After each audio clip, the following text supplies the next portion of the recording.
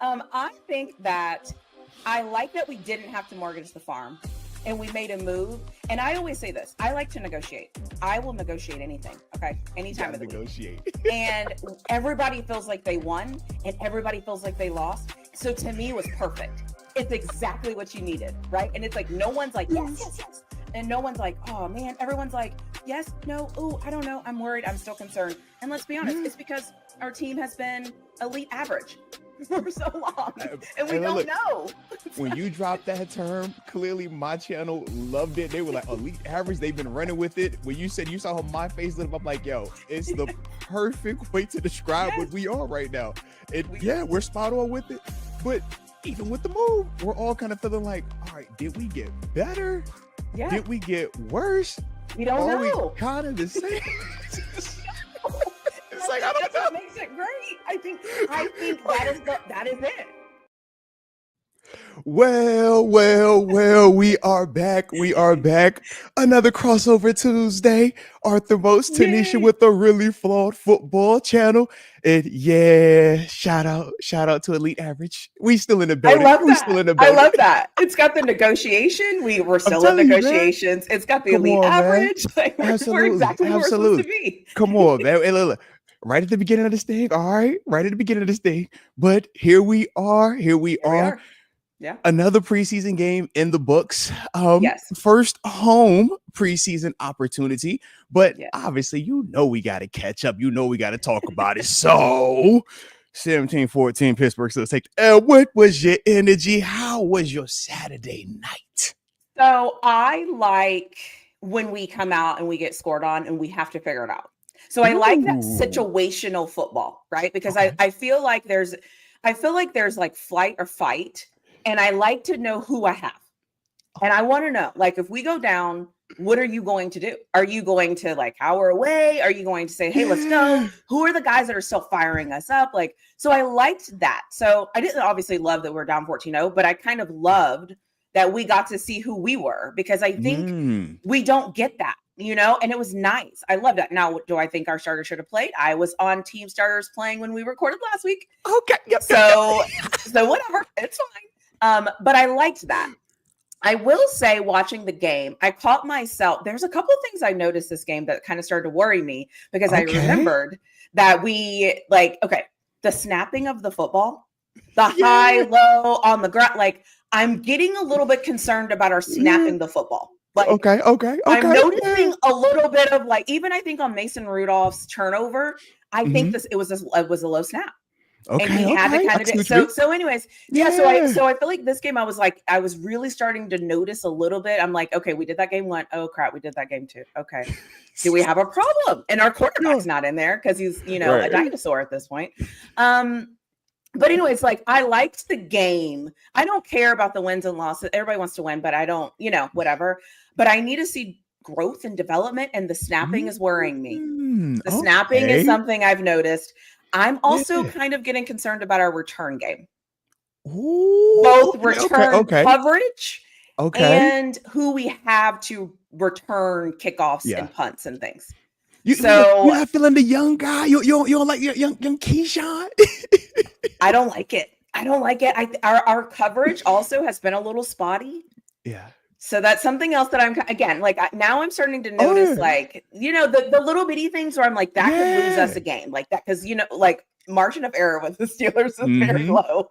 Absolutely. Very low. Yes. And so I'm kind of like, okay, we can't cover on punts. Okay. Can we cover on kick? Okay.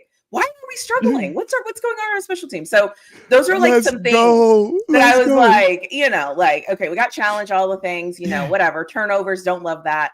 We didn't have any tosses. Amen. Hey. Steps in the right direction. Direction. No toss plays. So anyways, that's kind of where I'm at. That's kind of where I'm feeling. So after the game, I was like, okay, we had to fight back. They only scored 17 points after scoring 14 points. That's pretty good. The snapping is a little awkward. I felt like our defense stepped it up again. What do we have on the field? -2 starters at this point. Cause it's a joke. Again, Mike Tomlin being extremely conservative, which irks my nerves, but that's who I'm a fan of. So you can't date a guy and then he's a conservative. And then when he's conservative, you get upset. You know what I'm saying? No, absolutely right. So that's all my rants for the game. So yeah, that's how I'm feeling. I'm just kind of like, okay, we got to figure some things out because I'm worried. Have a couple of worries. That is perfect. I love it. We don't just start the show. No. If you gonna start the show, Tanisha, I'm starting it. You're going to show. All right. Shout out to you, Tanisha. Shout out to you. So since you can see we started up, we in there, we fired up. Yeah, y'all hit the like button on both of these channels and subscribe to both of these channels one time for the culture because you got plenty that we got to talk about. Yes. And I love what you were bringing up because all of these things do matter. All of these things are impactful, right? Regardless of if we're talking about today or if we're talking about in December, snapping the football, covering kicks, right? All of these little things definitely matter. So this is why I get to have a little bit of fun because I kind of got a little bit of insight, right? So I'm like, all right, I'm hearing you talk. I'm like, oh yeah, okay, I understand that. Oh, I hear you over here. Okay, bet. So the special teams part, we'll start there, right? We'll work our way back. Yes, please help me. By the way, sorry. Welcome to Therapy Tuesday, everyone. Okay. Get it right. Yeah. Seeing the Arthur Moat's flawed experience, crossover episode, but really this is Tuesday therapy. Okay. This Tuesday therapy. This is my therapy where I let all my concerns.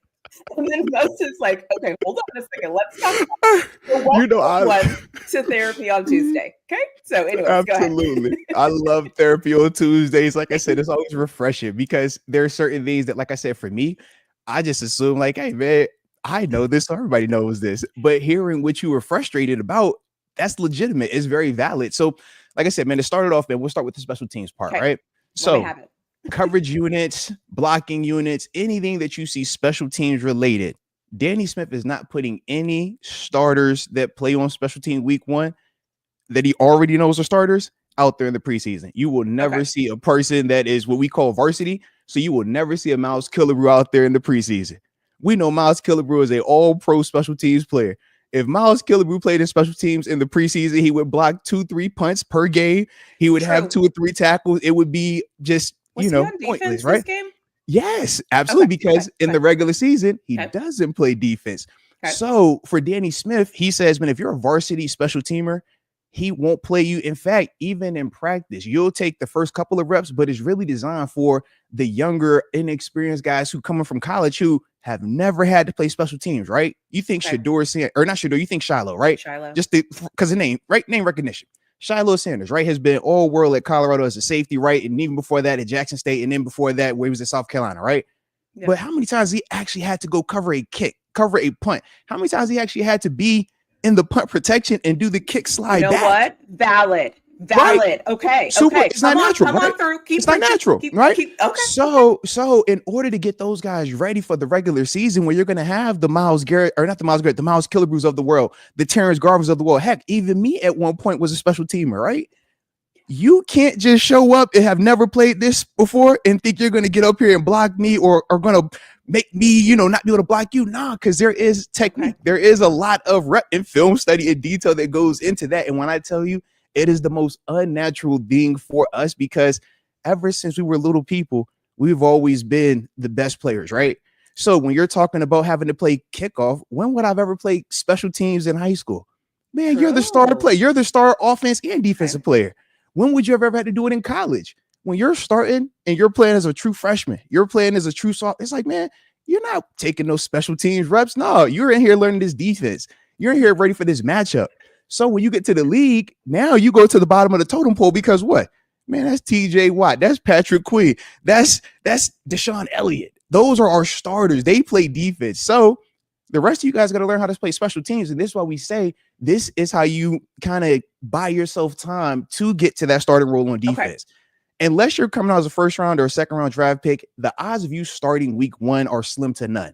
So how do you buy yourself time to stay? How do you buy yourself time if you're the 4th, 5th, 6th, or even an undrafted guy who only plays in certain packages? Right. Special teams. Are you a core 4 guy? So kickoff return, punt return. That's why you see in the preseason the sloppiness, right? Yeah, call them core 4 because those are the 4 main special team plays, right? So with that, you'll see a lot of sloppy special teams play. Dudes getting touchdowns in terms of big returns, or you'll see punt blocks, right, in the preseason. And what we look at is if you can block a punt in the preseason, that lets me know that you actually know how to put your hands across the table and slide it versus when you look at guys in the preseason jumping up hands in the air like they trying to high five somebody. It's like, oh, it was a near miss. And all of us as like true football players, we're like, no, bro, that's a bad play. That's a mental error by him. Technique. Yeah. Right. Okay. The commentator is saying, great rush. Oh, he almost got it. We're like, no, man, you blew an opportunity. You dropped the touchdown. You dropped the interception because you didn't slide your hands across the table. But because you haven't been in those situations, you didn't know what to do. You froze up. The moment was too big, so to speak. So that's the mindset, at least in Pittsburgh. Okay.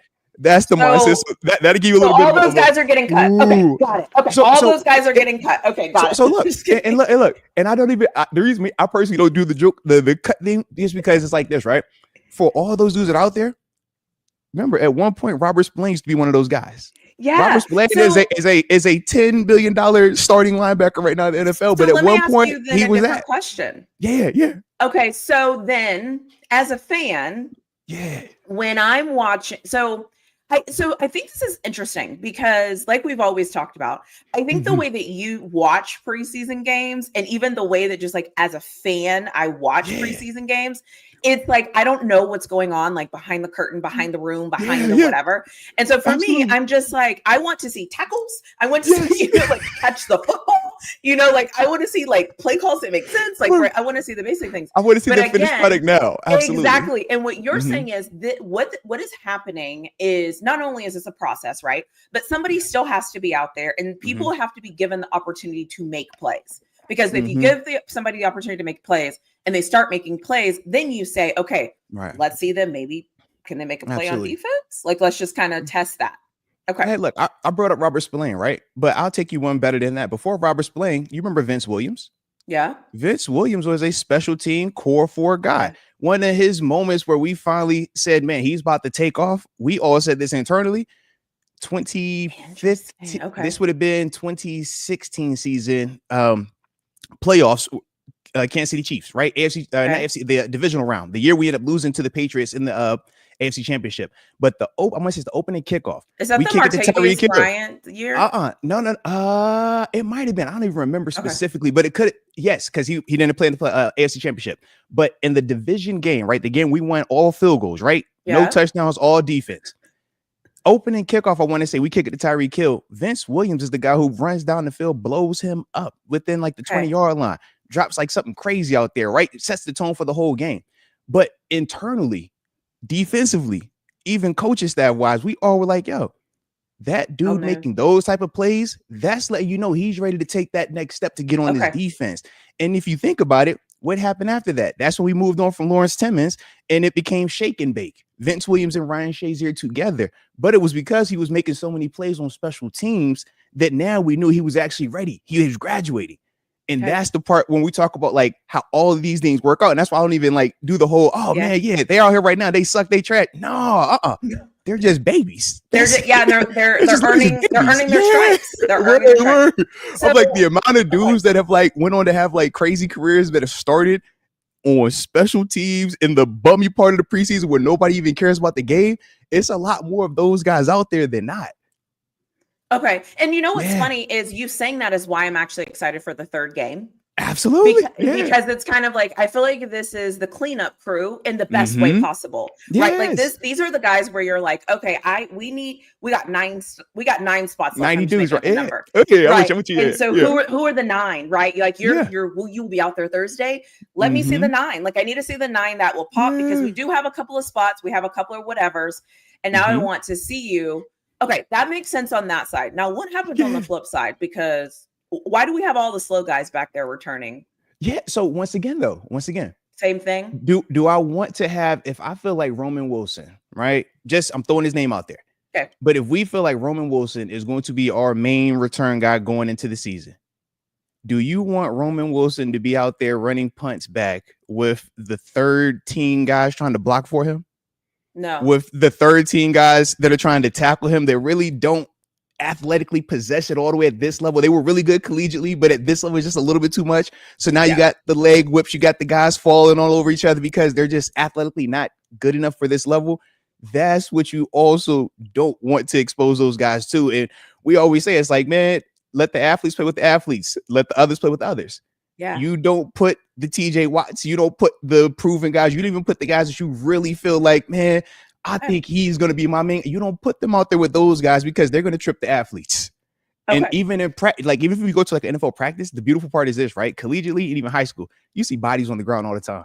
The NFL practice, if somebody hits the ground, you might get cut. Like, what are you doing on the ground? That's a big deal. You do not touch the ground.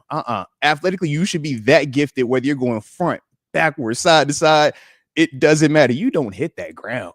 So when you're talking in these preseason games and with some of those lesser than athletes, with all due respect, it's like, well, they have to earn it. They have to earn it, just like we all do. Right. You got to get absolutely. Out of the mud. Okay. Absolutely. So, okay. But with Thank that, you for this therapy Tuesday. Oh yeah. So with that though, now we're trying to play the game of, can you get the best of both worlds? Because we all want to have our cake and eat it too, right? Yes. I want to have everybody out. I want to see them all. I want everything to be perfect, but I don't want any injuries. I don't want any negative exposure. I don't want nothing wrong to happen. And we would just say, in life, when can you ever play it like that? You can't. You have to minimize and mitigate. You have to analyze, or you have to have, some analysis on it, right? Which is going to give me the best chance for long-term success while minimizing the exposure to negativity, but also keeping me where I feel the best on top of that, right? It's a lot of different variables, but that's the strategy part. And that's how do you handle the preseason? Case in point, we talked about Coach Tomlin, you specifically, right? Super conservative in the preseason. He's not trying to show you anything. Yeah. You look at Chicago, night and day. Chicago's over here, man. We got checking at the line of scrimmage, got blitz coming on defense. Yeah. They're trying to look good, right? True.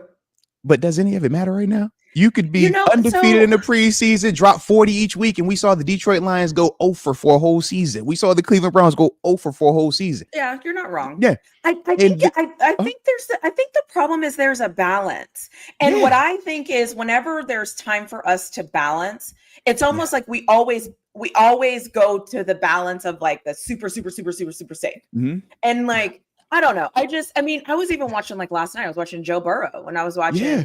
Jane Daniels, and I'm like, oh, this is cool. Like, I know these guys, So I don't know. And again, I can bash Coach Tomlin all I want for all the things. At the end of the year, usually my bashing only comes down to like 1 or 2 games, and let's keep it real, some clock management, right? Because that's a problem.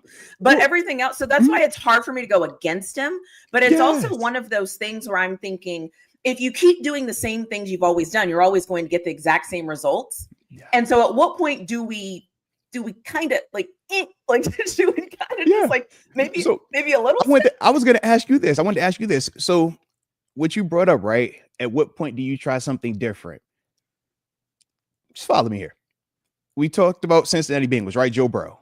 What's been the knock on them the past couple of years? They start super slow in September and October, right? Yeah. Even last year, terrible September, October, but they finished in crazy hot, right? Finished. Whoo. So in Cincinnati, the complaint has been what? Man, we start so slow. How do we do something different? Yeah. Play them in the preseason. Hey, Joe Burrow been playing in the preseason, right? Hey, take more reps, right? We got to start fast. That's their changeup, right? Because they start slow, finish strong. That's not us. We start fast typically. Our issue has been what? We didn't complain last year about the first 6 games. No, we complained about the last 6. Even when Big Ben went 11-0, we ain't complaining about the first. No, it's the back end. So how do you try to, mitigate that? Well, hey man, if we're saying our guys are getting burnt out, if we're saying specifically on defense, these guys tire out by the end of the season. Well, hey, let's try to give them a little bit more rest at the beginning of it. We say offensive, we need to score more. All right, so we went and brought in these veteran dudes, right? But once again, we got to make sure that they're still going to be here towards the end of it. So you're trying to just mitigate that. How do I give them more time? Now, does it suck for us as the consumer? Yeah, because I want to see Rods, I want to see DK, I want to see the guys, right? We want to Ben see them. But would you want to see them that much right now if that meant in December they're not going to be hitting on all, Well, is because that's so what I think it depends on philosophy, right? But I think it's different though, because we're talking specifically Steelers, and Steelers specifically aren't a young talented team. They're more veteran, older. TJ Watt, Cam Hayward, right? Aaron Rodgers. These aren't young dudes. These are veteran, older players that we got to be careful with. I do agree with that. I think my only pushback is this: defensive guys, I'm almost willing to give them a pass. Only because I feel like our organization, we can give them a pass. Yeah. Like at the very least, we can always say we're probably going to have a pretty good defense. Okay, so I'll give you that. whenever you have offense where you have this new offensive line that we're still don't know if we trust them or not. You have a new quarterback. They've been playing at least. They've been playing great, right? They've been playing great. I'm just, me, I'm in like this relationship with them. So I'm giving them a little. And then you have this new quarterback. Okay. Then you have new weapons. And it's like, I just feel like it's a puzzle piece, and we just plop down all the puzzle pieces and we're like, it's going to work because we bought this puzzle and we know these puzzle pieces go together, but we're not going to test it until we face the Jets. Yeah. Week 1, first drive. Like I don't know. And look, that makes it sound crazy. And trust me, that's why we feel how we feel. It makes you feel anxiety, right? But this is from the inside. This is our thing where we say, you're a professional, right? If you're a professional, you know exactly what to do when it's time to show up. If you're a professional, you know exactly that switch is going to flip. And when you lock in, you know exactly what time you're on. When Aaron Rodgers shows up and it's time to say, hey, it's 60 minutes, this is game week prep, there isn't any more of this. All right, tune it up for just 2 series, but then after that, ease it on out. No. We know how to lock in. That's never the issue. And sometimes when you sit dudes out the preseason, it's part of that as well, because we want to play. If we're going to play, man, don't hold me back. Let me go. But don't hold me back when I go out there and knock somebody out. Don't hold me back when I'm out there and I'm trying to score 50 on her. Now you telling me, hey, don't show all of that. And it's like, well, which one do you want? Yeah. And that's part of it as well, because we're all, in terms of them dudes at that level, full of testosterone, the ultra competitive. And regardless of what fans or even what they say media-wise, they all got that killer instinct. And that's what you also have to kind of gauge against. And you see that even when dudes get hurt. Dude get hurt, man. Most people, if somebody gets, if you got hit right now, right? You're not about to say, hey, can I get back in? No, you like, hey, man, doctor, police, something's wrong. Yeah. Right? You see dudes knocked out, arm facing this way, leg face that way, talking about, hey, coach, I'm good. Put some tape on, I'm straight. Because that's just how our minds are wired. So it's like all of that is involved with this. And now you talk about the managing of personalities. And that's what Coach Simon, what we say, does a great job of, because even though we don't always agree with his method, even though we don't always agree with what he is trying to, and visualize, or what he's thinking 3 or 4 steps ahead, right? We just trust that the end result is going to be what you just said, right? Man, we're going to complain. And at the end, we're going to holler about a couple of things. Man, I wish you would have challenged a little bit better. Wish you would have called a timeout a little bit better here. All right. But as a whole, we're going to be looking like, yeah, we still right here where we supposed to be in the disc, right here with all the tops. And now we about to see what's the difference. Can we separate? And now it becomes the philosophy of, is it Rodgers? Is it defense? How do you attack these quarterbacks, these superstars, right? But as a whole, we have the majority of the puzzle figured out. And I think that that's what we look at, the final part, and we maximize that way more than all this that we already have. We're not... These teams that got to do all this stuff right now, it's because they don't have it already figured out. It's because they don't have a formula that works. Oh, so what you're saying is because we're elite average. Yeah, absolutely. Okay. Yeah. We don't have as much to go. Okay. Right. See, we're talking about... Talk to me in my language. Because we're talking about trying to go from here to here. Think about this, right? We're not going from here to here. Are you ready? Let's break it down. You a doctor. Miss PhD over there. All right, we ain't gonna minimize your smartness. We ain't gonna minimize your greatness. No, you a doctor, right? Talk to me like I'm in 5th grade. Now let's keep it G. Okay. When you first started out going to school in kindergarten, it was a long way to get to that PhD, right? You had a lot of ground you had to go. You had a lot of lessons learned. You had a lot that you had to do, right? You ain't had time to just be fine. No, man. We got a lot of ground to cover. Hey, throw it all out there. We ain't philosophy. No, we ain't had nothing. Figure it out. Get it going. But then once you got your master's degree, you only had a couple left to go get that PhD, right?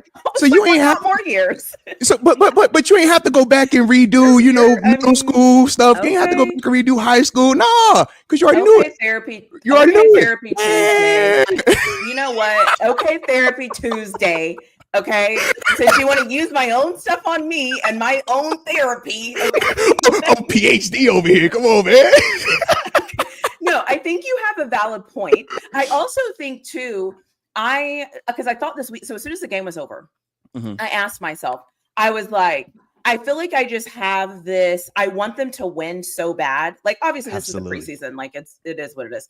But to my core, I'm like, I want them to be so good, so bad that I'm like, can we where can we, like, I'm already trying to solve it and it hasn't happened yet. But so I catch myself going, like, by the way, we can talk about the linebackers because we might have a linebacker injury problem, but we'll talk about that. It's getting scarce right now. I'm like, oh yeah, like I'm like looking on the waiver wire. And I'm like, has anybody been cut yet? Does anybody need an opportunity on Thursday? But we're having open tryouts. So and then when I think about it, and I just kind of try to take a step back, and I'm like, okay, obviously I trust Coach Tomlin, right? I have that luxury of trusting him. But then I start to go, okay, but like, why? Like, why? But I guess what you're saying is like, our problems aren't other teams' problems. Correct. And so we're trying to do things that help us be in better positions. We have a December and January problem. We don't have the September, October problem. December, January, you look at the past couple of seasons specifically, that's where we have fallen. It's been later in the year we start to fall apart, and specifically the defense. And I literally come on camera and I like laugh because what do you do? Like, what do you say? So we're like, man, how does it happen? And it's just like a snowball. It's like, oh, all right, it was just that week. Oh no, it's 2 weeks. Oh, is this 3 weeks in a row? All right, it can't be this week now. Oh, dang, we did that again. How'd it happen? You know what I mean? Like, okay. Yeah. You know what? I just started coming in for my therapy session. We didn't even say hello to the chat. We didn't say hi. We didn't greet everybody. I'm so sorry. Okay, we had some things you had to unpack. All right, we had things you had to unpack. All right, and then you said the key word, special teams. I'm one of those guys that, hey, I love defense, man. That is my core, right? But whenever people bring up special teams, because I had to cut my teeth up, you heard the passion when I'm like, yeah, I had never covered a kick a day in my life. I was never in a special teams meeting a day in my life until I get drafted to the Buffalo Bills. And God rest his soul, Bruce DeHaven, he's passed away now. He's like, Arthur, you're going to be my R5. I'm like, bro, what is that? It's R5. How do you... Like what? So tell us about that. Okay. Yeah. Whole story. Like, let's say hi. Let's say hi to everyone. And then I have a question, because I think what you're saying again is an experience a lot of us will never experience. I'm not going to the NFL. I hate to break it to everyone that's listening to me. Okay, live playback all across the world. I will not be going in the NFL and playing football. So I need to understand. I need to understand this psyche. I need to understand what goes on, because you're bringing up something that as a fan, right? I don't have, I know what I think happens, but I don't have that experience of like how you actually do something you've never done before, because I've always wondered, how do you know what angle to take on? No, absolutely. And so look, we're gonna get into all of that real quick. Okay, I'll be quiet. You know what? Because both our chats are here, so let's give them some love. All right. So hey, I know we usually start our show a little bit different, but it's all good. It's all good.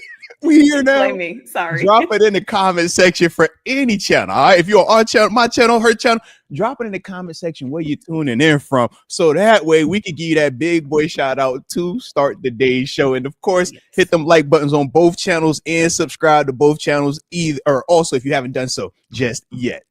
We are dual streaming. Also, you have some starred comments that I think you got when you posted live. All right. If I can figure out how to get over there right now, because I am not seeing those. I think if you go where it says live and then click star 3. No? Nope. No, so you have the start. You have them over there. I don't have them on mine. Yeah, I think when some of the technology stuff we're having at the beginning, I think that's what it is. So you're driving right now. Yep. Okay. Yeah. So because I'm in charge here.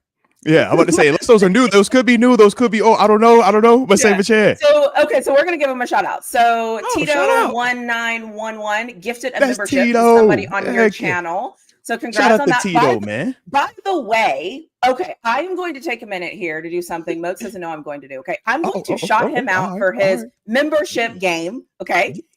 He is starting to drop membership videos. Okay, so if you are interested in Arthur Moat's life and whatever he has going on behind the scenes, okay, he has a membership. You can click and join the membership. You will get videos that come exclusively for his members on his channel. So it's a great addition, so if you're interested in that on his channel, click the link and join. Okay. I have it, but like his life is way cooler than mine. Okay. I just ramble and talk about random stuff. Man. Okay.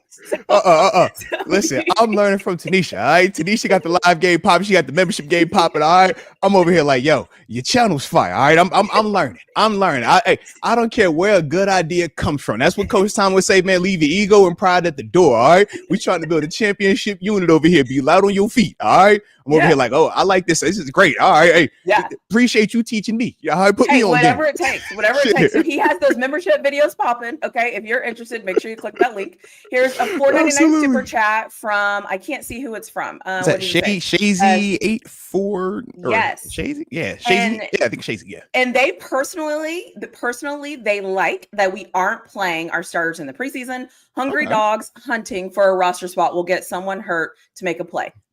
Fair. I can't argue that. Okay. Yeah. I love it. Yeah. And then the last one, and then I'll let you do the shout outs because you can do the shout outs, right? Yeah, I can see it. Yep.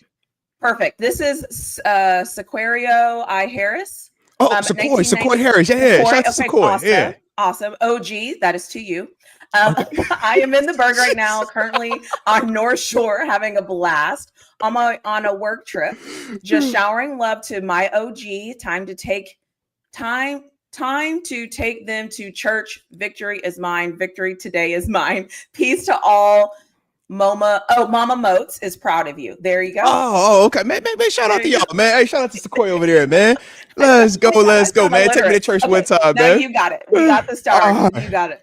All right, respect. Yeah, because I was like, yeah, I don't see the star. I'm like, yeah, I usually see the click. I don't see the link. All right, well, let's tap in, man. Let's see, who do we have here, man? We got the homie Rod Dollar pulling up on us, man. The 330 Youngstown, Ohio. Shout out to Shoreline, baby. Is that a hookup? Are you a Texas fan? Are you in Ohio cheering for Texas on August 30th? I don't think so. I don't know. Talk to him.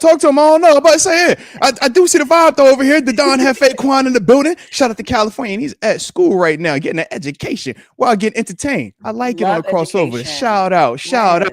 Let's see, man. I got the homie. Okay, we got Craig Ellis in the building. Shout out to the 717 Lancaster, PA. Let's see. And if you see any names also, man, make sure you let me know. All right. Let's see. I'm behind on that. Are you behind? All right. All good then. All good. We'll shoot then. I'm gonna end it with a man. Actually, I do two more. I'm gonna end it after this one, man. But shout out to Jaron, Pittsburgh Steelers for life in the 559, Visalia, California. Nice. And he said he's headed to Reno, Nevada. Have so much fun in Reno. So much. Shout out. I like it. And then the last one will be from the homie Chris Hobson in the 724. Irwin, PA. Shout out to the Irwin, PA folk over in the building as well, man. And like I said, man, it's a beautiful, beautiful time. Oh, and we did get some clarity about that. His fandom in Ohio. That's a shame. That's really a shame. That's such high hopes for you. That's really a shame. It's okay. I don't hold it against you. It's okay. You got one team right, so I'll give you the one team you got right. It's okay. Just if you're a Florida State fan, just tell me you're cheering for Texas on August 30th, and it will be okay. There it is. Shout out to Rod Dollar, man. And listen, man, any of y'all that are tapping into the college space, though, man, trust me, man, Tanisha's definitely one of the ones to follow, man. She does a great job, man, in terms of documenting what's going on at that level, man, specifically Colorado and Texas as well, man. So definitely lock in with her on that. I love that. I like it. I just love this show. I get my therapy on Tuesday. First of all, I get therapy. Like, by the way, shout out to therapy. Okay, if you think you need to go to therapy, people, it's fine. Everything is fine. Everything will be fine. I'm in therapy because the Pittsburgh Steelers, have me in therapy. Okay, it is what it is. All right. Talk it out. It's all right. Talk it out. To be in therapy. This is a safe space. This is a safe space. And I am so fascinated with everything. So sorry if I'm up here just grilling both tongue questions, because I honestly watch football and I'm like, I can't wait to ask him this question. And so that is what I do. So you have questions. Yeah, but if you have questions, drop your questions. Listen again, be respectful in the chat. Okay. It's gotten better, but there's still a couple of comments that are, there's still a couple of comments that are a little, we won't read those. They weave in like a compliment with the time. Y'all not slick, bro. Okay, let's not put that. Let's not do that. You're not slick. Anyways, what was that? Okay. So explain to us. Okay. So you get drafted. Yeah. Because there's a lot of people right now that are watching their favorite college player that got drafted or their favorite college player got picked up.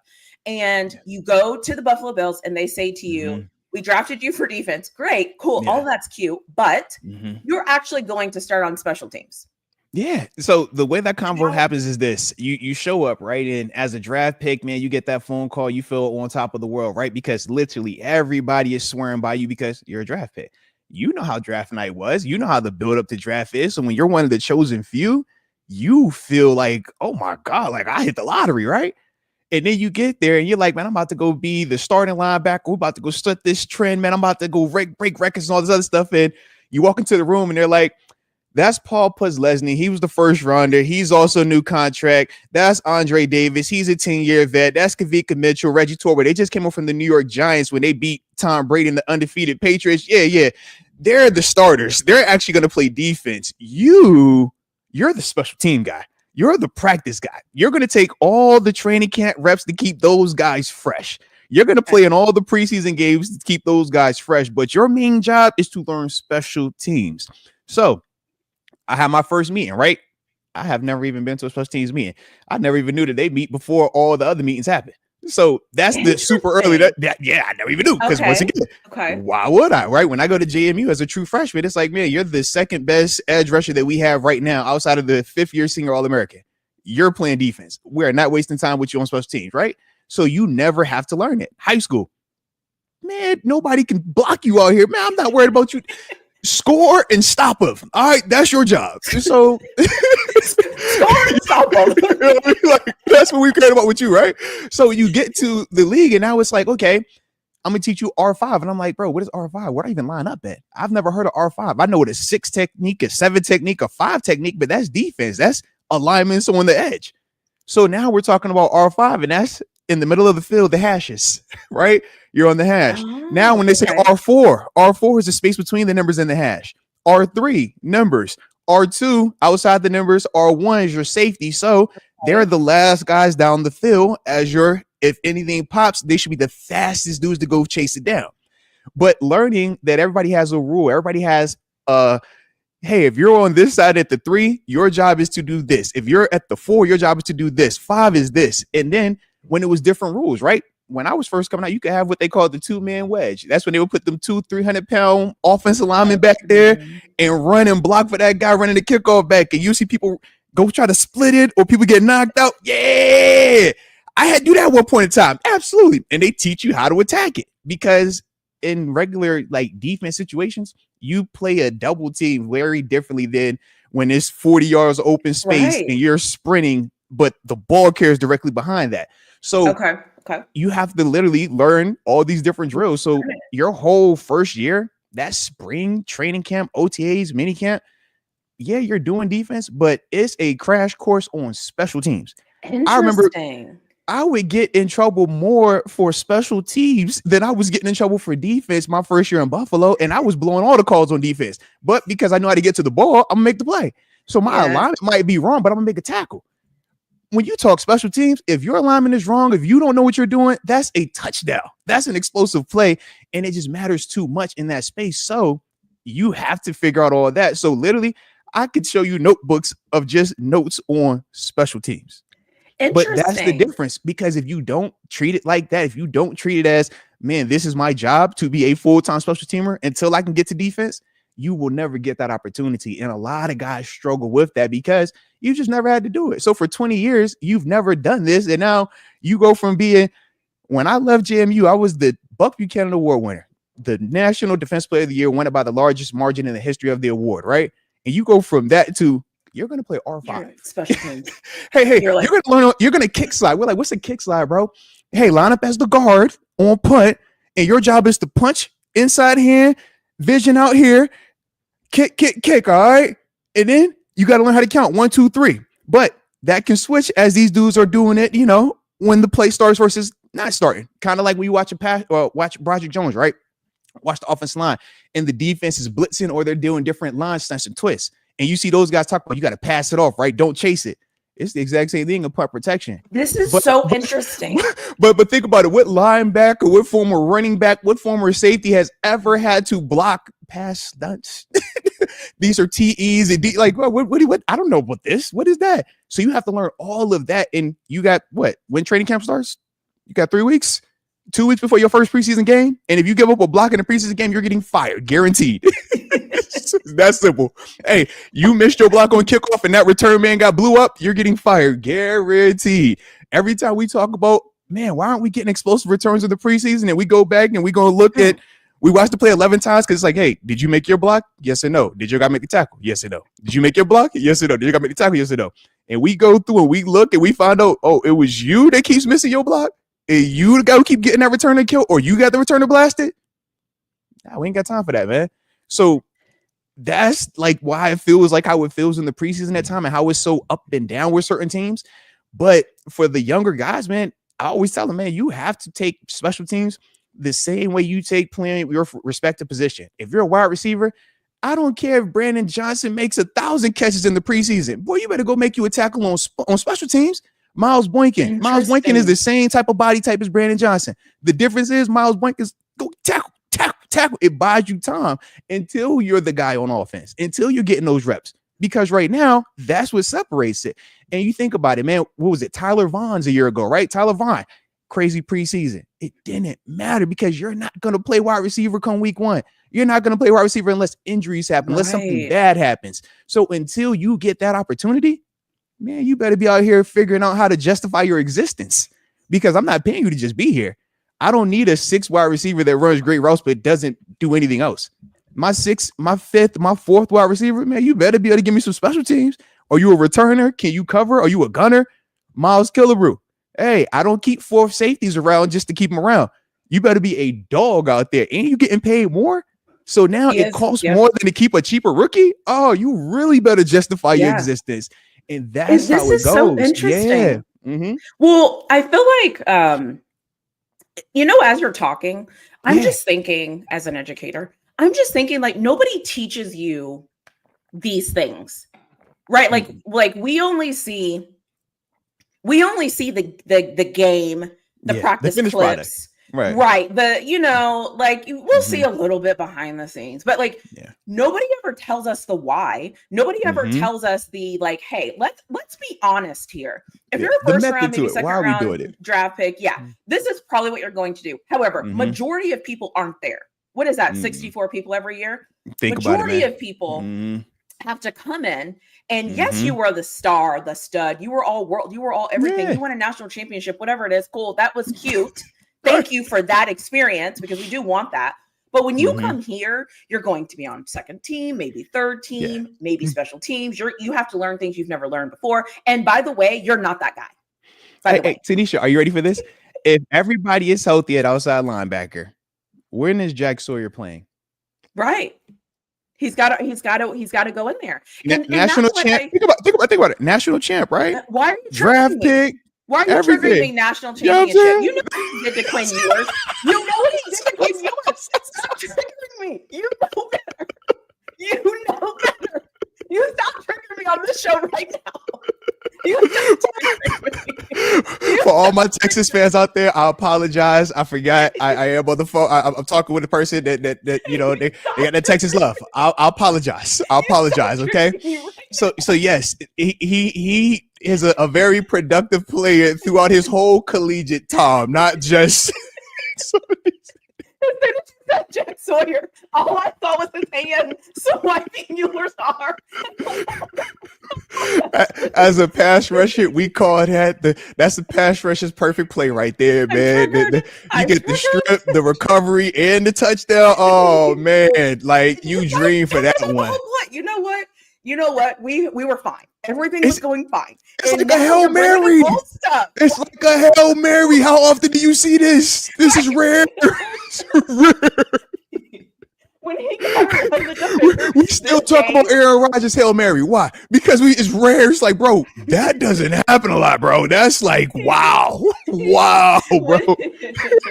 Fruity Flakes, man. Doug Flutie. Why? We don't see that often, man. All right, that's special right there, man. So funny. That is so funny. As soon as you said that, it flashed. I was like, oh my god, I'm okay. Everything's okay. Everything's fine. It's just a dream. It already happened. It's not happening again. Anyways, but that's the reality of it, though. It's a good point, though. Yeah, I think it's a good point, and I think that I guess there's not a rule book or not a steps to becoming a pro, or you know what I mean? Like there's not like a guide. So we don't even know what's really happening. We just are waiting for preseason. We're like, ooh, waiting for preseason. And then preseason happens and you're like, where's my guy? What? Right. Is he, you know, and then you don't know. And then you like look for clips, and I have a feeling about clips, but whatever. That's not this show for this.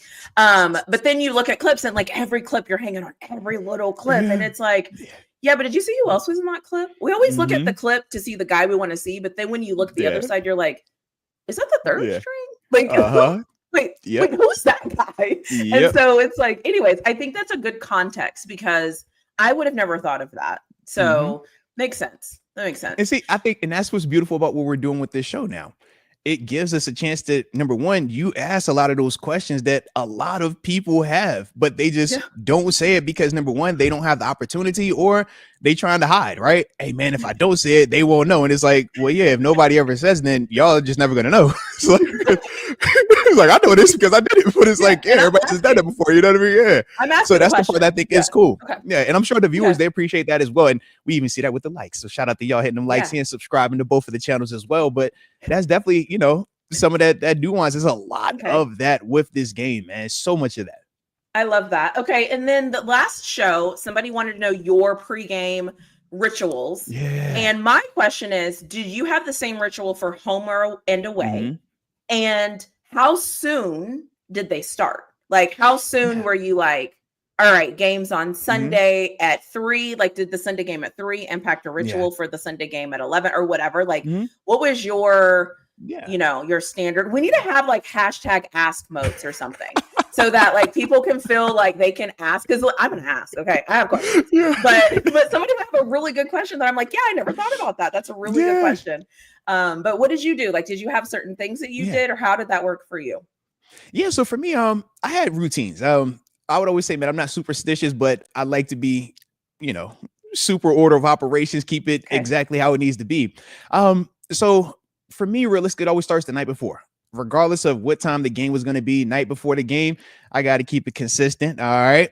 So in terms of what I'm going to be eating, I like to have my pasta. All right. But more importantly, pasta, regardless, earlier during the evening for dinner, 3 chocolate chip cookies. I have to have my 3 chocolate chip cookies every night. Do you have a sweet before the game? Oh yeah, I'm like the worst. Yeah, like my coaches, man. Like this was throughout my whole career. I'm telling them all the time, like I'd much rather eat a bag of sweet tarts before I eat breakfast. I'm not gonna eat lunch. I'm just gonna eat some gummy bears. Like like plenty of times. Coach be like, yo, you know how much? I'm like, coach, I work out so I can eat junk food. I'm doing what I do, man. Like it is what it is. Yeah, man. Like literally, they know what it was. And I'm like, when my play is impacted negatively, then we'll switch it up. But clearly, we ain't tripping, man. So so 3 chocolate chip cookies mandatory. Now, next day, right? Depending on now, we start with a 1 o'clock game. Regardless of what time the game was, I'm always gonna have the same breakfast, right? I want my omelet. Okay. I'm a 3-egg omelet, bacon and sausage, and then I want 3 strips of bacon on the side. Okay. A little syrup over top just to glaze it. And other than that, I'm good. Just like that, nothing else. All right. That's going to always be the breakfast. 1 o'clock game, 4 o'clock game, primetime game. That's what I'm doing. Now, if it's not a 1 o'clock game and we're actually going to do, a true pregame meal, right? 4 o'clock, 6 o'clock, right? Or 4 o'clock, 8 o'clock. Back to my pasta, but it's penne pasta, grilled chicken, broccoli. Then I need some garlic, some crushed red pepper, and that's it. That's it. Yep, a little bit of oil. That's it. Don't put no tomato sauce, no Alfredo sauce, no nothing. Not a lot of extra in it because when you're out there playing, you don't have time for anything to make you feel uneasy, anything to make your stomach feel questionable, or just make you respond in a way that you're not comfortable. So for me, the reason why I was so particular is once I figured out what I could eat that makes me feel good, taste good, but also I could perform with it. I don't want to play that game of how do I respond when I eat this or drink this, right? I'm gonna drink the same Pedialyte every time as well, right? Some dudes drink Gatorade and water. I'm Pedialyte because it's going to keep me hydrated. And I know I was getting 2 IVs, one before the game, one at halftime, right? Just to stay in shape, or not stay in shape, but to stay, hydrated so I don't cramp up, because that's what I would suffer from. That was my Achilles heel, so to speak, right? So that was what I would do, but that was my routine.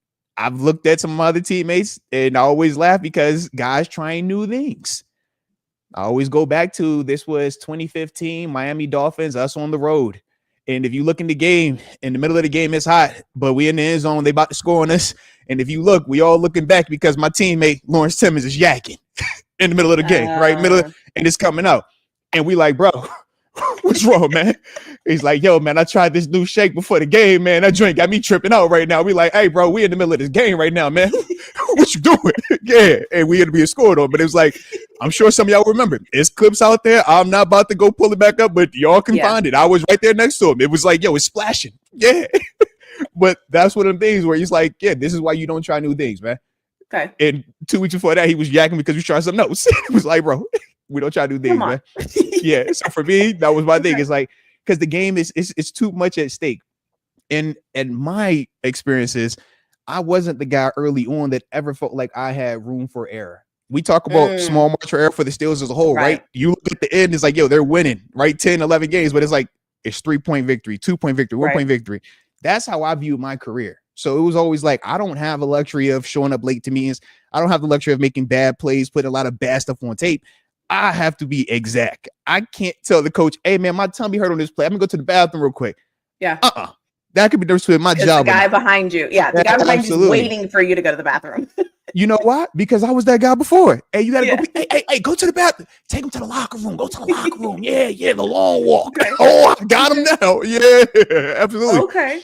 So for me, I was always just like, once I figured that out, I'm like, I'm not going to do anything that could take away from this opportunity, because I know how hard it was to get it. But then when you actually get there, you see how hard it is to stay. You're like, man, this is way too cutthroat. So if you do anything to put yourself out there, say, hey, man, you deserve whatever comes from that, man. So for me, it was like, yo, if I got to be I felt like a serial killer at times. You just eating the same thing over and over. Regardless where you at, it didn't matter. It was like, yep, this will read. You already know what it is. Even my wife, like, man, it could be a home game. She already know. Hey, when he gets home at this time, this will be cooking. She already know what it is. And it was like, yeah, like I know y'all might eat something different, but I'm eating this. Are you still like that? Do you still want the same things, or now will you? No. Now I'm open. Okay. Yeah, now it's way different. Yeah. So I have a very important question, and forgive me for this, but this is very important. Yes. Soft batch chocolate chip or hard chocolate chips, as was mentioned in the chat? I prefer soft. Okay. Like, I don't discriminate. Like, have I had? Because once again, it's a lot of hotels, it's a lot of traveling. Not everybody makes their cookies the same. Some people, it's a lot more of a crunch, a little bit more hard. Some aren't as like fresh and fluffy and break it. I prefer it to, be able to break apart, but not just fall off. You know what I mean? I want to have a little, you know what I mean? Like, yeah. Like spoken like a real person who likes sweets. Man. Yeah. Because I'll be biting them cookies and tell you, like, bro, it's about to break my tooth right here. Seriously. If I gotta break the cookie up to like eat the cookie, I'm like, this is too much right here. I agree. Like, yo, it's rough right here, man. But I love my sweets. I love cookies though, man. But that was my thing. Chocolate chip cookies, man. And the hotels get the big joints too, man. So I would literally be in my bed, watching my film, have my little notes right here, or FaceTiming wifey and stuff. And it's like, already? Oh, I'm about to knock this dude out with this plate. Show it. Oh, for sure. Oh, this is going to look great on this one right here. Awesome.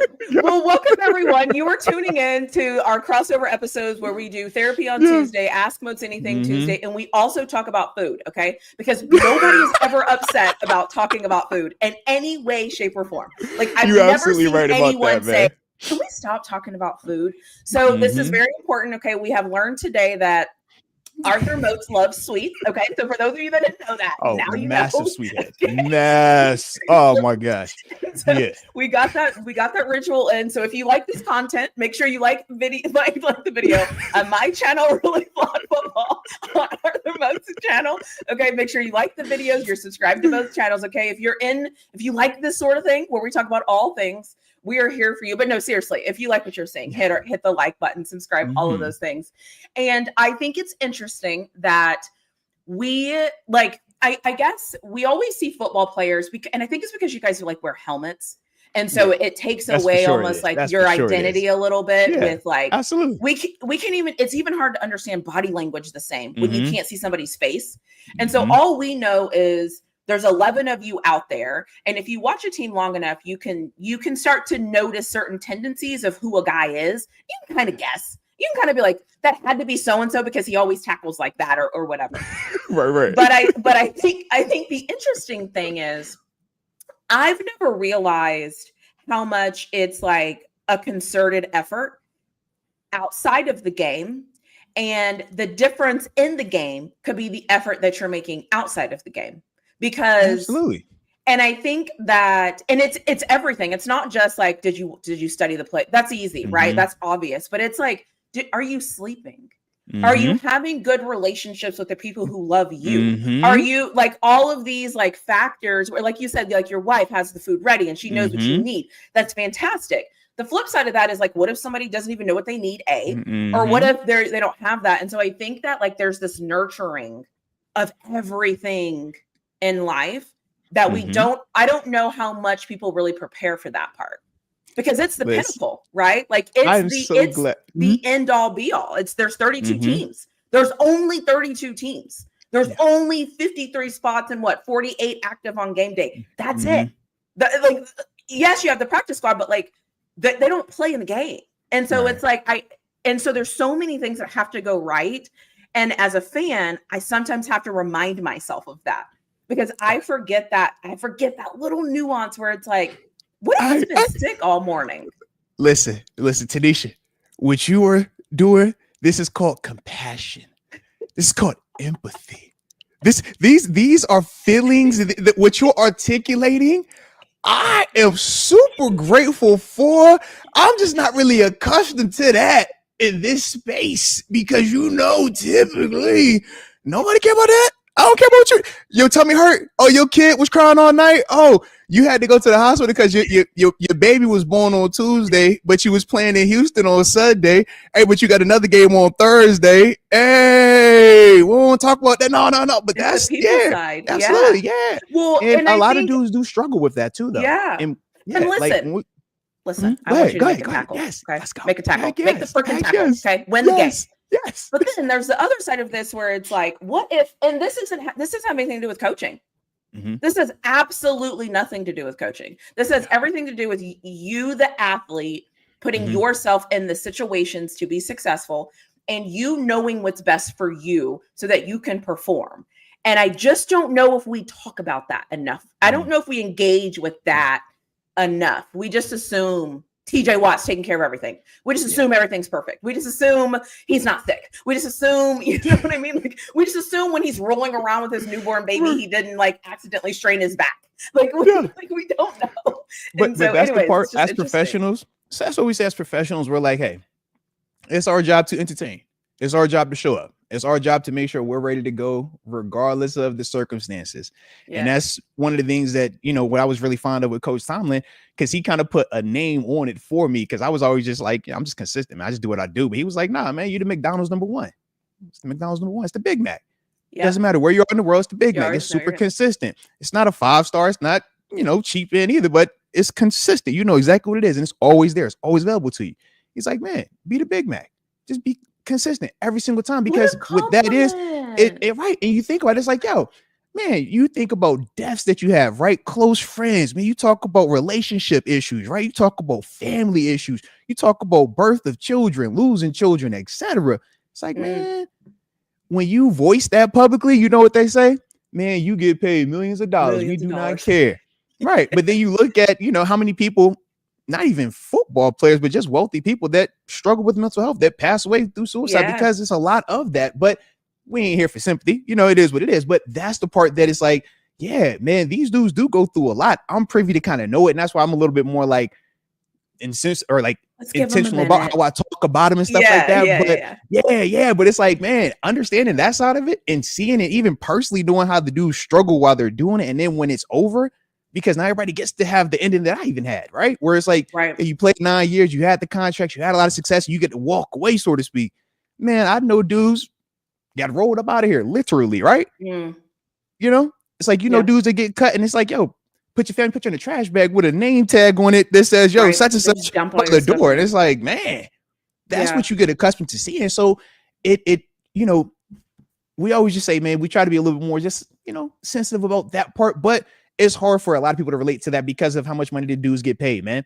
And that's just the human element of it, right? When we see somebody having more than others, people are going to feel some type of way about that. Some look at it and they applaud it and they support it. Others, they have a little bit more resentment and jealousy towards it. Nobody's going to be perfect. It is what it is, but that's just kind of, you know, the minutia, the behind the scenes in some of those spaces. And so yeah. Do you I kind of have so going from like college to the NFL, did you feel obviously there's a difference, but did you feel like you had to almost like hone in on yourself a little bit more? Like did you evolve? Are you ready? This is what they say. Chris Carter told me this. We were at the rookie symposium when I first got drafted. Says now it becomes Arthemos Inc. Incorporated. You are your own business. You are the CEO of you. So you determine your sleep schedule. You determine your nutrition schedule. You determine your workout schedule. Are you a guy that works out with others? Are you a guy that works out private trainer? Are you a guy that works out by yourself? Right? You got to determine, are you a guy that wants to, you know, fly to multiple cities, have multiple ladies, or are you a guy that's, hey, this is my home base. This is what I do. This is my brand. Are you a guy that wants to be in the community? Right? Are you trying to have impact, or are you a guy that wants to have a brand that's for, you know, the nightlife? You have to decide that, but you your own CEO. And at this level, you only get, you know, it ain't a long time to make a mistake. It's like, figure it out. And you better figure it out in a hurry, because we are going to put you on Front Street. How many times do we see, hey, Jordan Addison or this player or whatever name we want to bring up of a young player that might have got in trouble for something? It's like, dang, we all know what it's like to be 21, 22, but we never been 21, 22 with millions of dollars in the spotlight. And that's the part where they're like, yo, you got to understand that you mentally have to be 55. You mentally have to be a 60-year-old CEO of Microsoft. That's what you are. But at 21, 22, with all your friends and all this money, all the limelight, and everybody telling you just be young, wild, and free. But hey, you better make every decision perfect. But don't be too wild and too free. Right. And if you mess up, we're gonna crucify you. We're gonna talk so crazy about you, and you better not be one of the chosen few that, you know, has an allegation or whatever, and it still goes away. It don't matter. Once it's out there, it's out there. You're gone. Yeah. So it's like you have to be perfect. And this is at 21, 22, 23. So it's extremely hard on a lot of these dudes, man, because you're just young. You're young. Yeah. Not everybody's able to lock in and say, you know what, man, let me tap in. And I know for me, I was fortunate. I walked into that room when I said Paul Posluszny, right? He was the youngest outside of me. Everybody else in there was 30 plus, families, married, kids. So it was like, bro, you're not running around. We're watching film. Right. You're gonna massage. You're gonna take care of your body. I don't care about the nightlife. We're not flying here. We're not doing this. We're watching this. And then I'm gonna go home and talk to my wife, my kids. You're like, that's what this is? All right. So that's that's what imprinted on me. But I'm like, if I was in Miami and Atlanta, LA, who knows?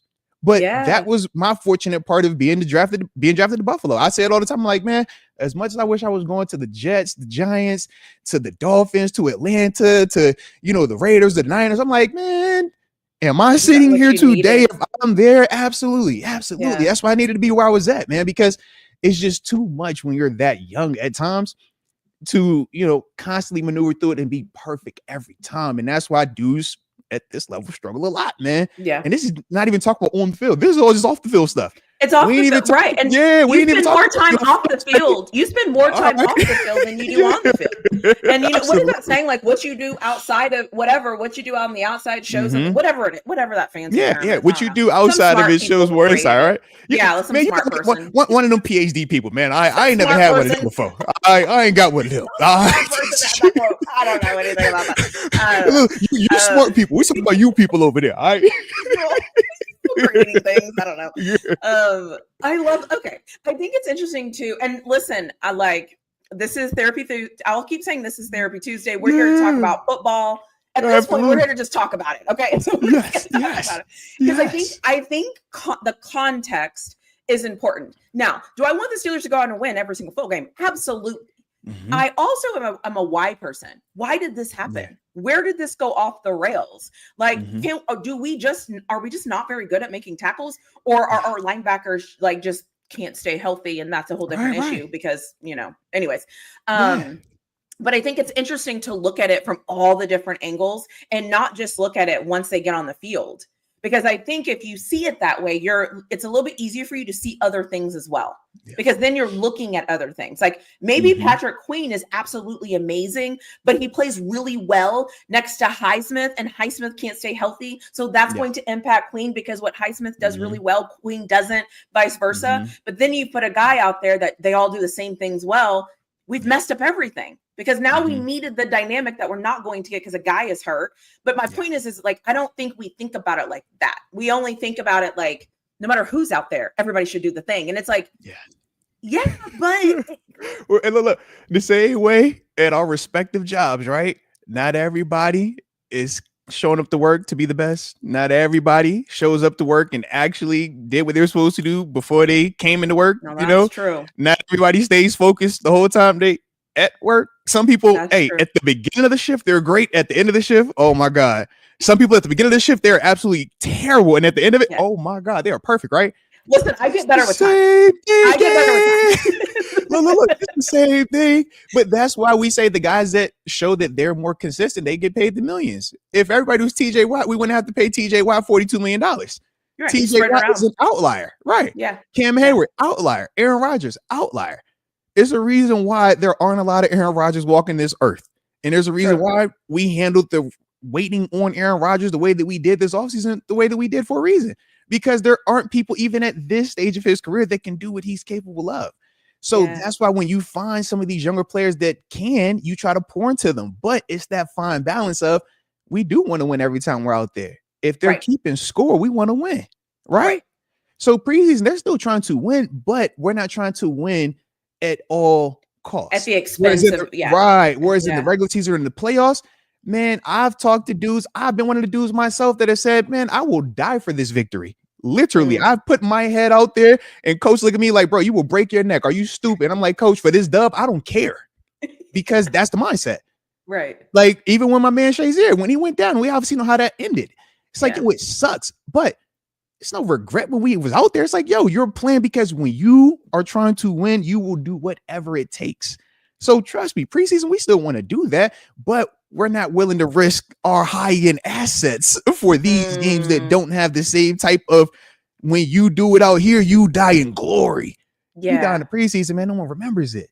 You die in the regular season, it's remembered, but hey, man, it still is a certain degree of it. But you gotta be one of the ones. You gotta be really chasing something special.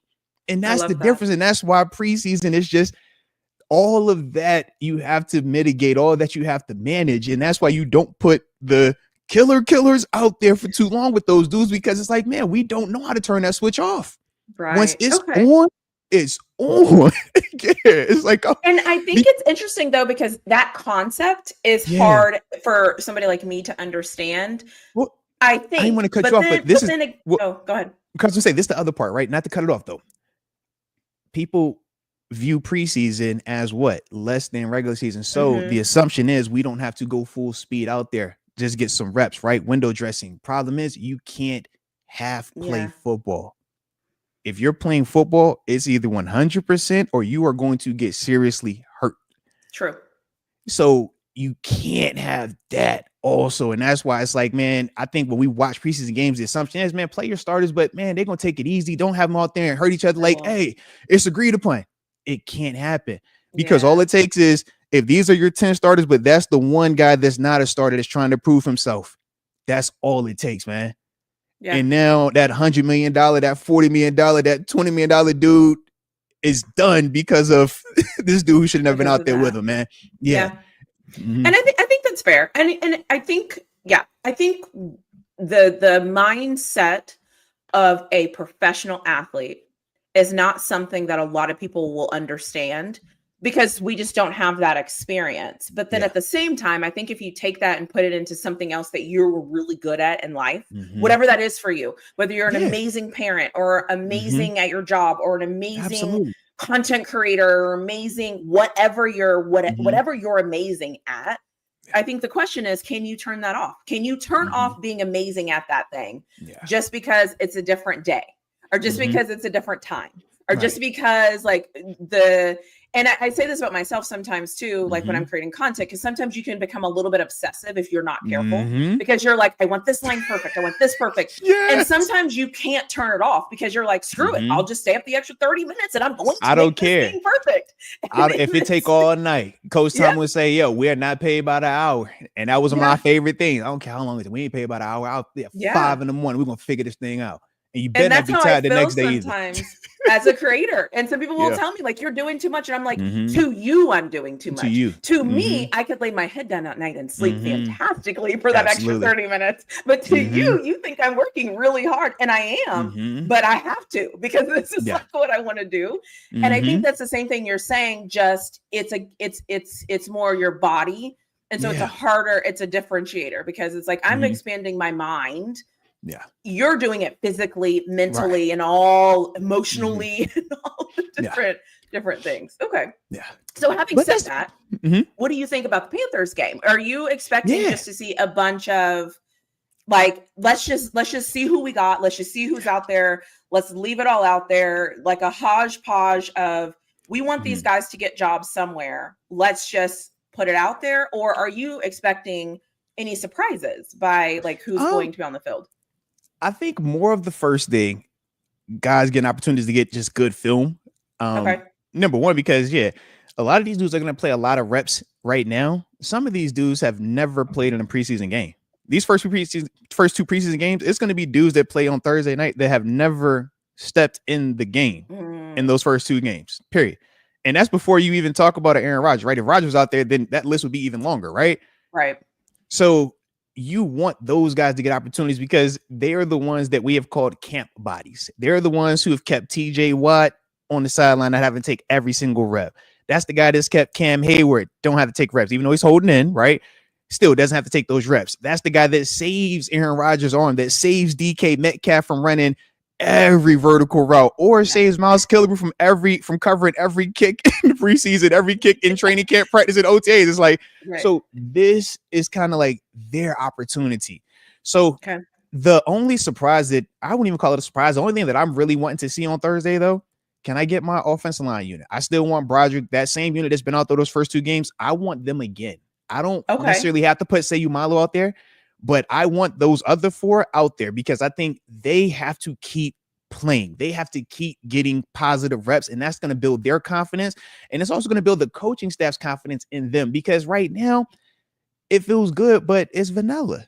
You're not seeing a ton of D-line twist. You're not seeing a ton of exotic blitzes. You're not seeing a lot of shifts, pre-snap stuff that make offensive linemen have to talk and question, hey, man, how are you blocking this up? So it's easy right now. It's man on man. Athletically, if you are what you say you are, you should be able to look good here. Broderick Jones is a first-round tackle. You should not have anybody in the preseason that's a bad matchup, because preseason, if you're a great athlete, you should thrive in the preseason, because it's not a lot of scheme. It's not a lot of, man, we're doing things to take this away. It's just man on man. Yeah. Regular season is schematic. I'm trying to highlight that matchup. I want to find the weakest link of your starting 11.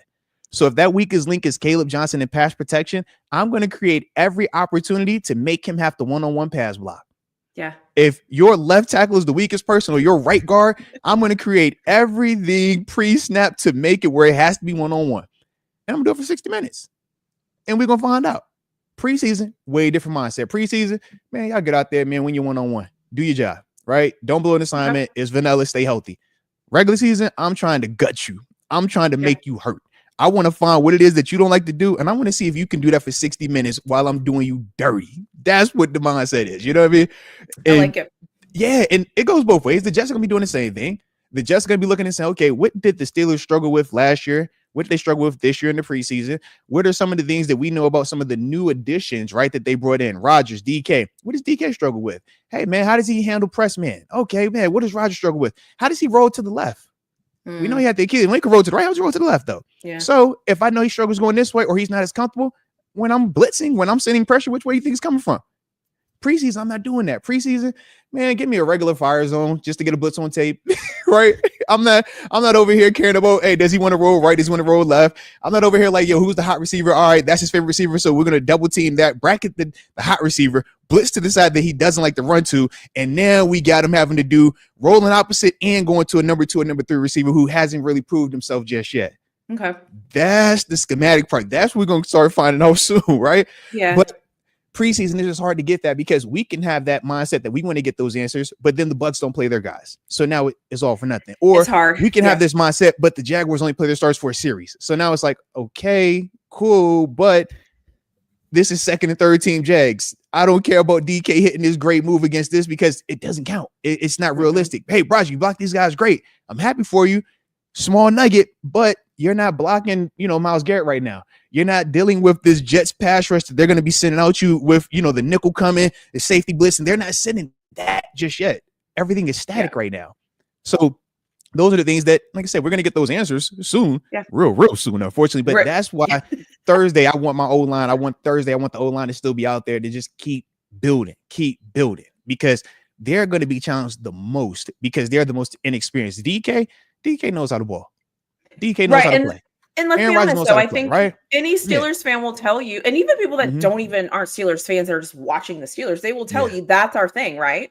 Is this offensive line has to be something. I always say they don't have to be the absolutely best in the NFL. I mean, that would be fantastic. I'll accept it. I would love it. But they need to be better than average. Or even if they're average, I can't remember the data, but like even if they're average, I feel like that's a little bit better because we can grow with average. Like, let's be average and let's work to being better. Yes. But that's like our biggest calling card right now is like, we don't know. We don't know. We think we know, but we don't really know. And then God forbid, worst case scenario, right? Somebody goes down, even if it's for a drive. Who's coming in? Because that's been my issue is like, okay, I see the first team, don't like the low snap and all that. Okay, whatever. Yeah. But then when the next team rolls in, I'm like, because we would all agree there is a drop off. We have seen that part. Yes. And that's where I'm looking at. I'm like, I want my guys to keep developing, keep growing, but I also don't want to waste the injury risk in a meaningless preseason game. But at the same time, I need them to keep going because I know what week 1 is. I know what week 2 is. Like, we can keep that thing going when the regular season hits. Like, So, and that's my concern is like, first team, do I have concerns? Yes. But my biggest concern is once they're out of the game, I'm kind of like, oh, okay. All right. So maybe listen, let's keep our starters out there for like 2 drives. After that, let's rotate it. Let's just go ahead and like rip the Band-Aid off and throw them out there. But I definitely want my young guys though. Definitely play my young guys. Roman Wilson, Caleb Johnson, Derek Harmon, YA. I want young guys. I want young guys. 2 series or a quarter tops for.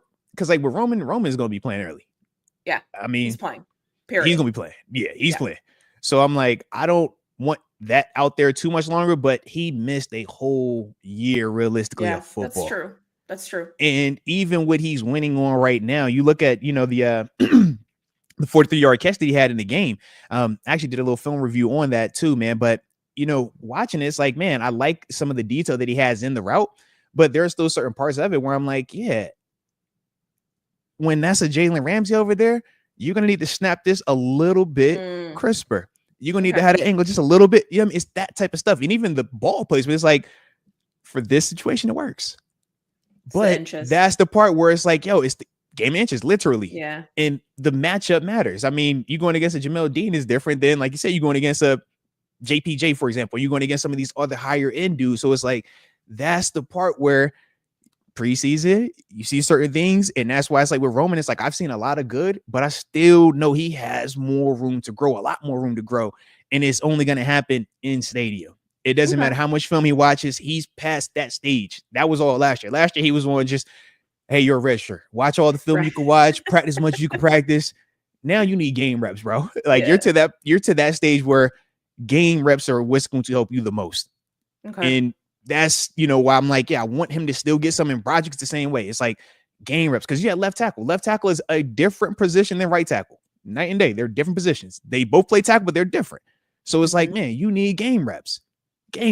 So that's the thing where it's like, get them the reps, but got to be cautious. And that's the name of this game right now. Because it's like, man, do you keep him out there for 2 series? But if it happened on the second series, now we're like, man, it should have just been 1 series. But then it's like, man, you just don't know. So that's why you say, man, you can't. You just gotta go with what you think. You go with what you think and you stand on it. That's it. Absolutely. Like, one thing I hear you saying is we're going to the Super Bowl. Woo! That's my look. I don't know. I don't know how other teams talk. I don't know how other people do it. I don't know. But like with me, it's always we're chasing the confetti. And I don't care how you get there. I know for some people, and you've heard us talk about this, right? Some people, it has to be pretty. I want to win by 30 every week. I don't want to ever feel uneasy. You know me. I don't care if it's super rough, rugged, nasty, dirty. We got to get it all the way out the mud. I love it. The nastier the better. The nastier the better. Come on. I love that. Yep, that's my mind. Because I'm like, man, if you really believe it, man, it doesn't matter what the road is. I don't care about the road. I don't care. I'm going to get to the end. I know I'm going to get there because I believe. Just a step in the process. That's it, man. Tell people, like, I love the process. Like, you'll find me in week like 7 to 11, 12, where everyone's down on the season, right? Because it's already happened and we're getting comfortable and we're used to it and you don't appreciate it anymore. 7 through like 12, I'm at my best because I'm like, all right, we have enough evidence so I know what's going on. I've watched enough and I feel like I get that second wind. And now I kind of know who we are. And now I want to see us get better from 7 to 12. Because if we get better from 7 to 12, usually 12 on is a little bit better. But and that's the joy of football is you're either a fan that just like likes the beginning, you get all excited, and then you fan out and you just or you see it out, right? And you grind it every week. Chat, leave me alone on that one. But you figure it out and you like make it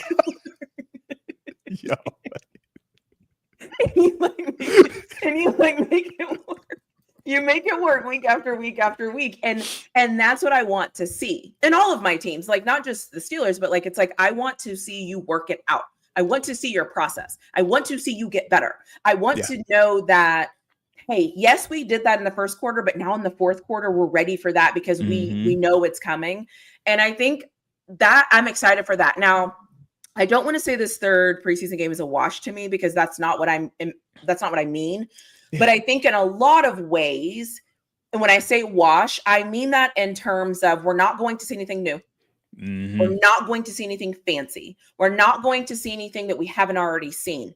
But it's a chance for those little things. Maybe we'll kick a lot of field goals. So it's an opportunity for our field goal team to run on in pressure situations.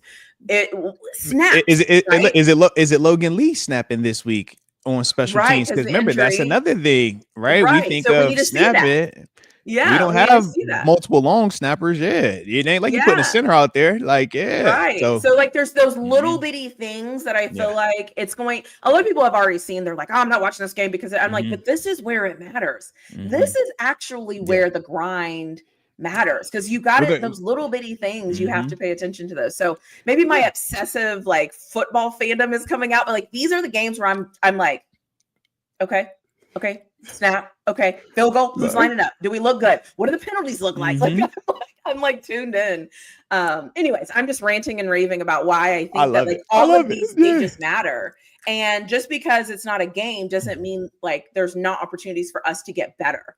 And that's what I want to see. I want to see better snaps from the center. I don't care who's at center. Better snaps. Yes. Thank you. Like you said, man, you can't start the play without getting the snap. And you think about it, I would say small victory is this: no ball on the ground. Last year preseason.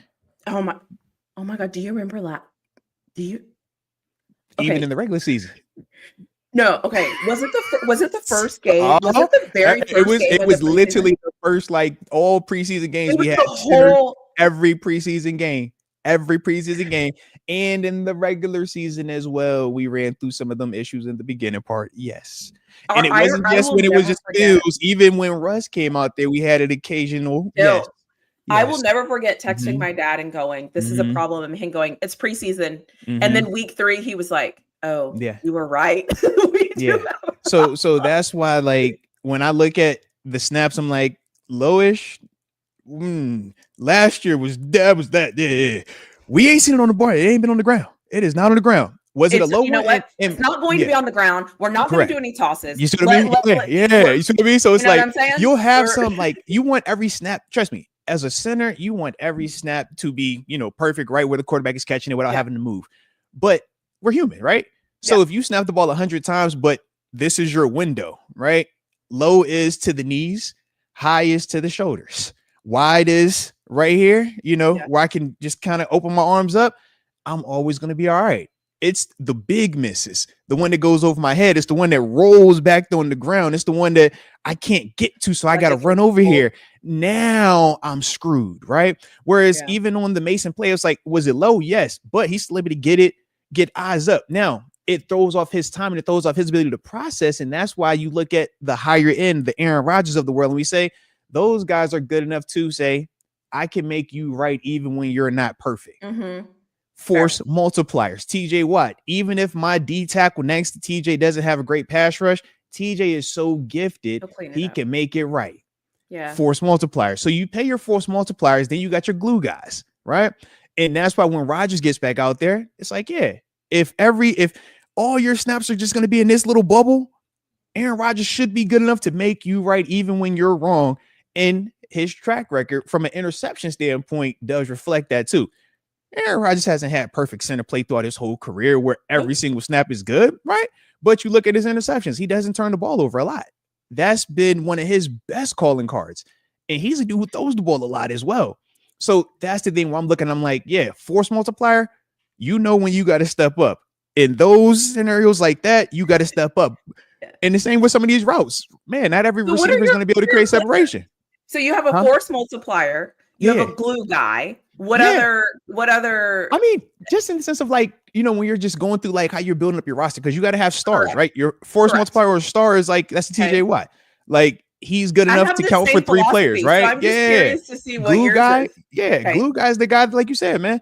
You're not the superstar, but you're a quality starter. You're a guy that, man, you do this extremely well. And that complements Minkah Fitzpatrick, right? When it was Deshaun Elliott or when it was Terrell Edmonds, right? And it was like, you're the physical box guy, so he can do all this sexy, beautiful stuff.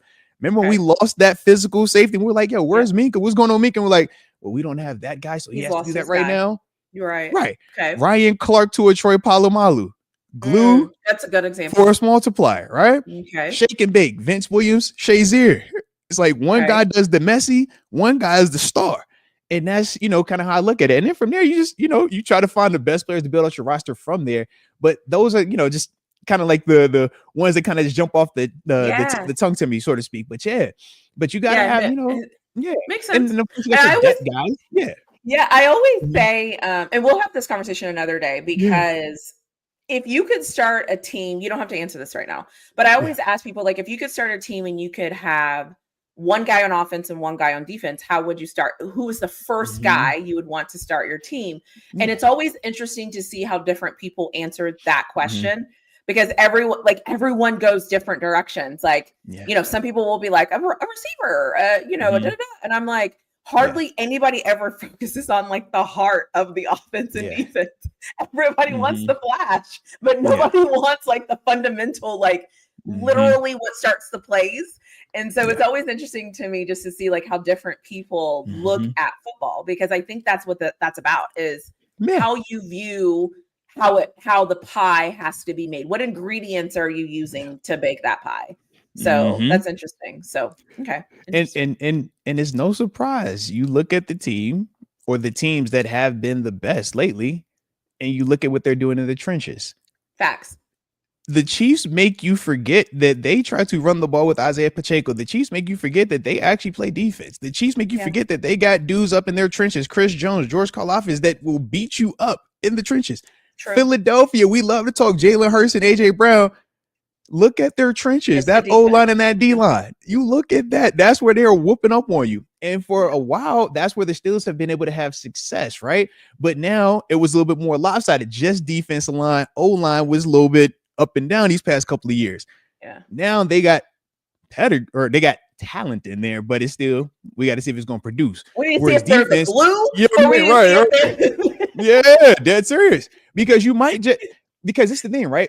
With the O-line, I look at, let's see, Zach Frazier. I say, man, Zach should be a force multiplier. By this year, he should be Pro Bowl. He should be All Pro. He should be in that convo, right? Yeah. I look at Troy Fautano. I'm like, man, on paper, when I look at you, man, I feel like you should be a force multiplier. The way that you move, the way that you play out there. You're next to Mason McCormick. So if I got two force multipliers, Mason should always look good, right?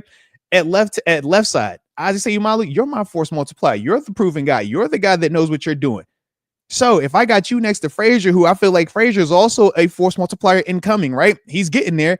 That means we should have a lot of help for Broderick. That means you should be able to be there for Broderick because you know you got somebody that has your back versus you don't know if your center is good or if your tackle's good. Now you don't know who to help. Right. That's the fair part where I'm looking and I'm like, okay, so now for Broderick, are you a glue guy? Or are you the first rounder that we think could be the force multiplier? Now we get back to that killer B era of Marquise Pouncey, David DeCastro, Ramon Foster, Marcus Gilbert, Kelvin Beachum / Al Villanueva. Where you're like Pro Bowl, All Pro, Pro Bowl. It's like, how do you get there? But take it back even further. But look, that same group that you heard me ring out, look what they were in 2013. Look what they were in 2012. Yeah. You see what I mean? No, growing pains. It takes time. Absolutely. So the hope is this group's time. This is now they're ready to take that step. That's what the goal is. But that's tough to play in this league, man. Right? Yeah, that's absolutely. The draft. Like that is building from the draft, and that is what you're supposed to do. And you're supposed to kind of get them. And once they're here. A couple guys have been here a little bit longer, maybe a year or two, but they're all the same nucleus. So when they need to get paid, we're okay with that because they're doing their job. And like I always say, I will pay you if you're doing your job. You will get no argument from me if you're doing your job. It's when I don't know if you're going to do your job. Then I'm kind of like, I don't really know. Like I'll probably pay you, but I still kind of like, what am I paying for is the biggest thing. But anyways, I know we've been on for an hour and a half, and so we just be having fun, man. You know what we do. We just can't help ourselves. We just look, Tanisha, only me and you could be talking for 90 minutes on a second preseason game where we didn't even have any starters out there. You notice what we do because we football junkies. We love it.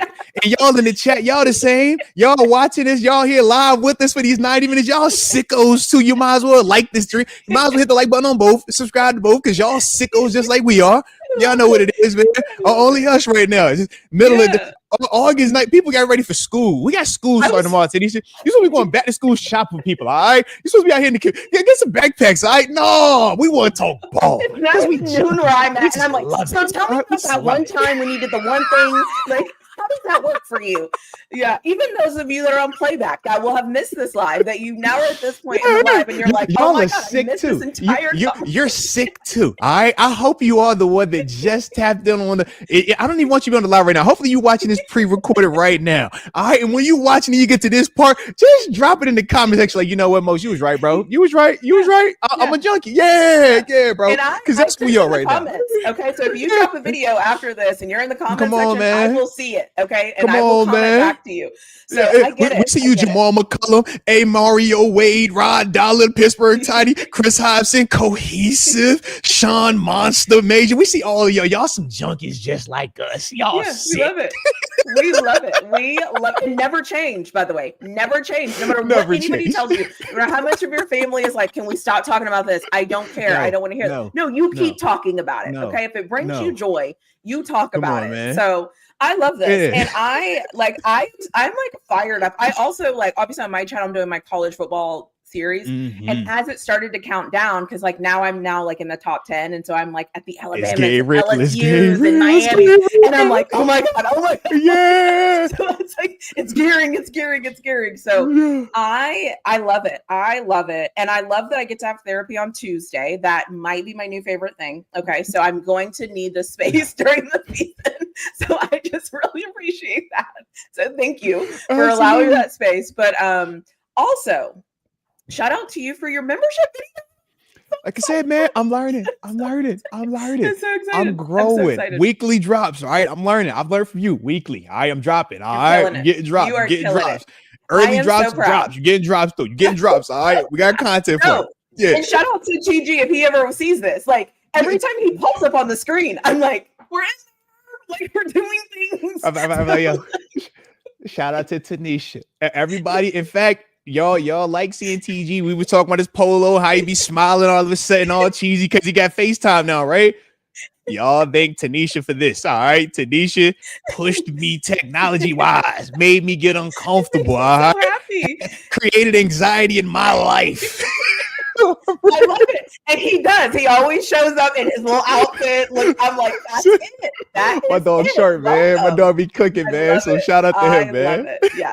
I love it. I love all of it. So anyways, like I just needed to I don't think people realize that all the things that happen behind the scenes and all the things we're trying to do. So to see it work, it's like, yes. That looks great. We did it.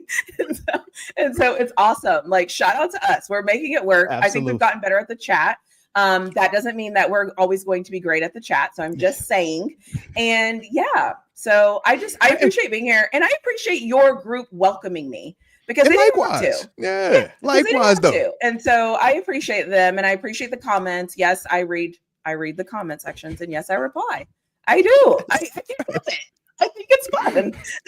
See, you know what? This is what's going on. This has been our preseason as well. See, we were both we both joined teams together. It was like, you know what? I never been on your team, I've been on my team. All right, but you know what? We good teammates. I kind of like this right here, man. And we're enjoying the process. Each week we getting better. Each week we get. It's not a finished process yet. We ain't January cooking just yet. But you see, we growing. We getting what we need to be. Yeah.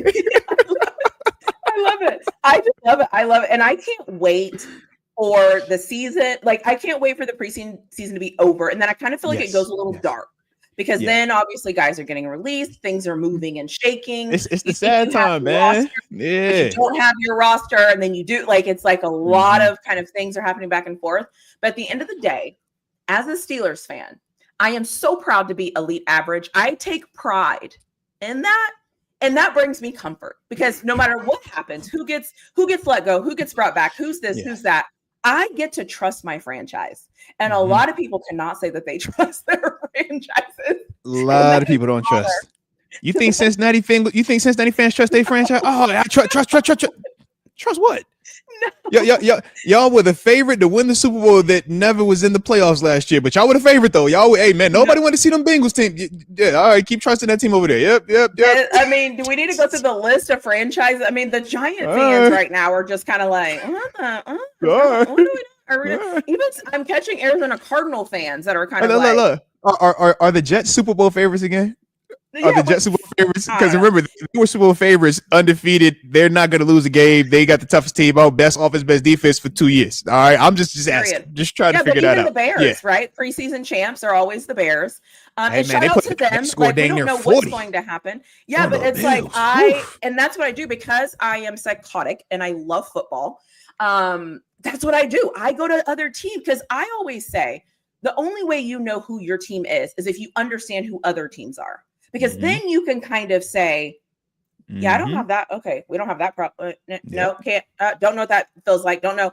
And so when I'm on these different pages, I'm listening and I'm like, oh, you guys are like panicked organizationally.